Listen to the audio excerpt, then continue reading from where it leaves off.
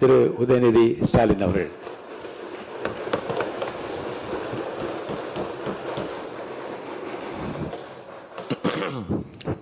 மாண்புமிகு பேரவைத் தலைவர் அவர்களே, துணைத் தலைவர் அவர்களே, முதலமைச்சர் அவர்களே,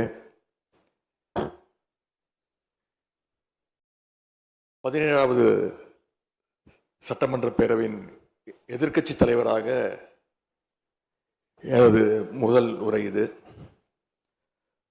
பகுத்தறிவு பகலவன் தந்தை பெரியார், தமிழ்நாட்டுடைய தலைமகன் பேரறிஞர் அண்ணா, நவீன தமிழ்நாட்டினுடைய சிற்பி முத்தமிழறிஞர் டாக்டர் கலைஞர்,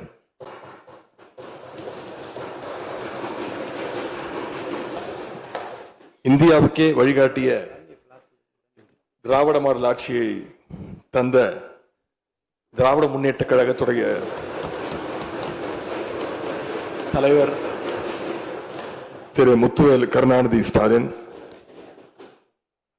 என எங்களுடைய தலைவர்களை எல்லாம் வணங்கி என்னுடைய இந்த உரையை துவங்குகின்றேன். முதல்ல என்னை 2வது முறையாக தேர்ந்தெடுத்து இந்த சட்டமன்றத்திற்கு அனுப்பிய என்னுடைய சேப்பாக்கம் திருவல்லிக்கேணி தொகுதி மக்களுக்கு என்னுடைய நன்றியை நான் இங்கே தெரிவித்துக் கொள்கின்றேன். அதே போல எங்கள் தலைவர் தலைமையிலான திராவிட முன்னேற்ற கழகத்துடைய கூட்டணிக்கு 1,52,82,782 வாக்குகளை தந்த தமிழ்நாட்டு மக்களுக்கு என்னுடைய நன்றியை நான் தெரிவித்துக் கொள்கின்றேன். அதேபோல எங்களுடைய கூட்டணி சட்டமன்ற உறுப்பினருடைய வெற்றிக்காக உழைத்த திராவிட முன்னேற்ற கழகத்துடைய அனைத்து நிர்வாகிகளுக்கும், முத்தமிழறிஞர் டாக்டர் கலைஞருடைய உயிரினும் மேலான அன்பு உடன்பிறப்புகளுக்கும், தோழமை இயக்க தலைவர்களுக்கும் தொண்டர்களுக்கும் என்னுடைய நன்றியை நான் தெரிவிச்சுக்கிறேன். இந்த அவையில என் கூட நின்று எனக்கு வழிகாட்டக்கூடிய எதிர்க்கட்சி துணைத் தலைவர் அண்ணன் திரு KN நேரு அவர்களுக்கும், எங்களுடைய கொறடா அண்ணன் வேறு அவர்களுக்கும், துணை கொறடா அண்ணன் திரு கோவி செழியன், செயலாளர் அண்ணன் திரு தங்கம் தென்னரசு, பொருளாளர் அண்ணன் திரு MRK பன்னீர்செல்வம் ஆகியோருக்கும், கழக சட்டமன்ற உறுப்பினர்களுக்கும் என்னுடைய நன்றியை நான் தெரிவிச்சுக்கிறேன். சட்டமன்றத்தில் நேற்று நாம அத்தனை பேரும் பதவி பிரமாணம் செஞ்சுக்கிட்டோம். அதன் பின்பு இன்னைக்கு முதல் நடவடிக்கையா பேரவைத் தலைவரை இன்றைக்கு தேர்ந்தெடுத்திருக்கிறோம். வரலாற்று சிறப்புமிக்க இந்த சட்டப்பேரவையில் மாண்புமிகு பேரவைத் தலைவராக தேர்ந்தெடுக்கப்பட்டிருக்கக்கூடிய உங்களுக்கும், துணைத் தலைவராக தேர்வு செய்யப்பட்டிருக்கக்கூடிய திரு ரவிசங்கர் அவர்களுக்கும், எங்களுடைய தலைவர் சார்பாகவும் கழக சட்டமன்ற உறுப்பினர்கள் சார்பாகவும் மீண்டும் என்னுடைய வாழ்த்துக்களை நான் தெரிவிச்சுக்கிறேன். மாண்புமிகு பேரவைத் தலைவர் அவர்களே, இங்கே ஏற்கனவே எல்லாரும் குறிப்பிட்டது போல நானும் கேள்விப்பட்டிருக்கேன். நீங்க எப்பொழுதுமே சிரித்த முகத்துக்கு சொந்தக்காரர்னு கேள்விப்பட்டிருக்கிறேன்.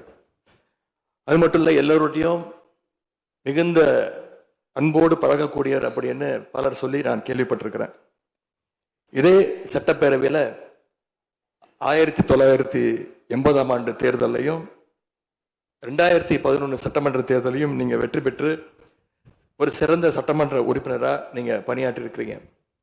எனவே பேரவையுடைய மரபுகளும் விதிகளும் உங்களுக்கு புதுசு கிடையாது.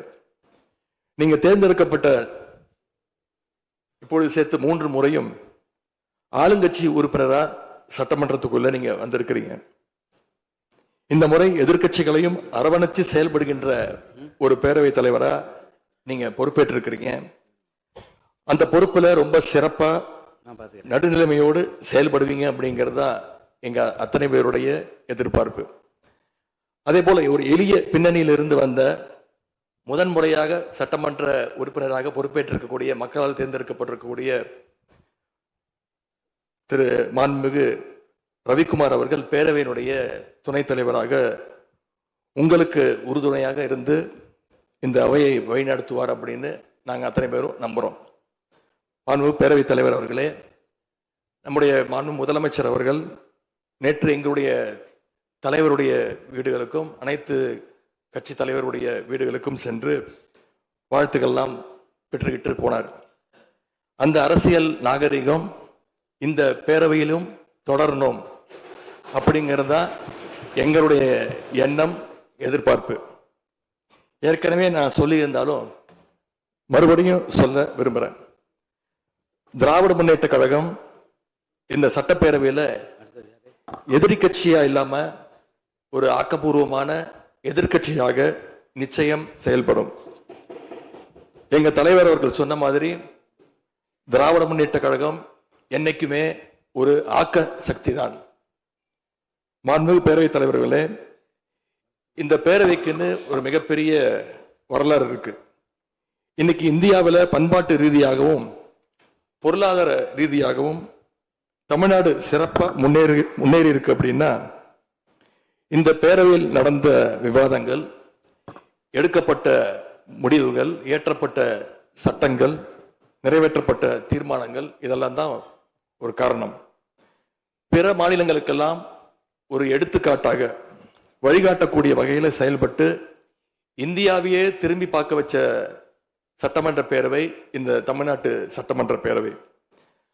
அப்படிப்பட்ட இந்த பேரவையில் ஆரோக்கியமான ஆக்கப்பூர்வமான விவாதங்களுக்கு இடம் கொடுத்து ஜனநாயக மாண்புகளுக்கு முக்கியத்துவம் கொடுத்து பேரவைத் தலைவர் அவர்கள் என்றைக்கும் நடுநிலைமையோடு செயல்பட வேண்டும் என்று நாங்கள் அனைவரும் விரும்புகின்றோம். நாம் எங்க ஆளுங்கட்சி எதிர்கட்சி அப்படின்னு எதிர் வரிசையில் உட்கார்ந்து இருந்தாலும் தமிழ்நாட்டுடைய வளர்ச்சின்னு வரும்போது நாம் அனைவரும் ஒரே வரிசையில முன் வரிசையில் நின்று உழைக்கணும்னு நான் விரும்புகிறேன். அதைத்தான் தமிழ்நாட்டு மக்களும் எதிர்பார்த்துக்கிட்டு இருக்கிறாங்க, விரும்புறாங்க. திராவிட முன்னேற்ற கழகமும் அதைத்தான் விரும்புது. எங்களுடைய தலைவர் அவர்கள் கடந்த 5 ஆண்டுகள்ல அடிக்கடி சொல்ற ஒரு வார்த்தை, இது எனது அரசு அல்ல நமது அரசு என்று எங்களுடைய தலைவர் அவர்கள் அடிக்கடி சொல்லுவார். அதை நிரூபிச்சியும் காட்டியிருக்கிறார். சென்ற திராவிட மாடல் அரசுங்கிறது வாக்களிச்ச மக்களுக்கு மட்டும் இல்லாம வாக்களிக்காத மக்களுக்குமான அரசாகத்தான் செயல்பட்டு வந்தது. ஆகவே இந்த புதிய அரசும் அனைவருக்குமான அரசாக உங்களுக்கு வாக்களிக்காத மக்களுக்குமான அரசாக செயல்படும்னு நான் விரும்புறேன். இந்த நேரத்தில் இன்னொரு விஷயத்தையும் இங்க நினைவுபடுத்த விரும்புறேன். மாண்புமிகு பேரவைத் தலைவர் அவர்களும் மாண்புமிகு முதலமைச்சர் அவர்களும் இன்னைக்கு எதிர்கட்சி தலைவராக இருக்கிற நானும் ஒரே காலேஜில் படிச்ச ஓல்டு ஸ்டூடெண்ட்.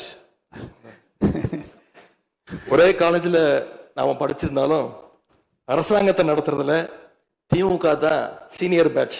அது உங்களுக்கு தெரியும். 1967 ஆட்சிக்கு வந்தது திமுக தான். நாங்கள் தான் சீனியர்ஸ். அந்த அடிப்படையில் எங்களுடைய நாலேஜையும் எக்ஸ்பீரியன்ஸையும் நாங்கள் ஷேர் பண்ணிக்க ரெடியாக இருக்கோம். அதை ஏற்றுக்க நீங்களும் தயாராக இருங்க. ஏன்னா நமக்கு எப்பவுமே தமிழ்நாட்டு மாநிலத்துடைய நலன்தான் மிக மிக முக்கியம். மாண்புமிகு பேரவைத் தலைவர் அவர்களே, நீங்க போட்டியின்றி தேர்வாகியிருக்கீங்க. மாண்புமிகு முதலமைச்சரும் எதிர்கட்சி தலைவரான நானும் உங்களை அவை முன்னவரும் இந்த இருக்கையில் உட்கார வச்சிருக்கிறோம், அமர வச்சிருக்கிறோம். இன்னைக்கு உங்க கையை பிடிச்சி அழைச்சிட்டு வந்து உட்கார வச்சிருக்கிறோம். இனி எங்க 2 தரப்பையும் நீங்க தான் கையை பிடிச்சி அரவணைச்சு கோவம் இல்லாம கோவப்படாம, நீங்க கோவப்பட மாட்டீங்கன்னு தெரியும். உங்களை கோவப்படுத்துற மாதிரி எந்த செயலையும் நாங்கள் செய்ய மாட்டோம். சட்டமன்ற ஜனநாயகத்தில் ஆளுங்கட்சி காதுகளாகவும் எதிர்கட்சி குரலாகவும் இருக்க வேண்டும். அதுல தான் இந்த அவையுடைய பெருமை நிச்சயம் அடங்கி இருக்கு.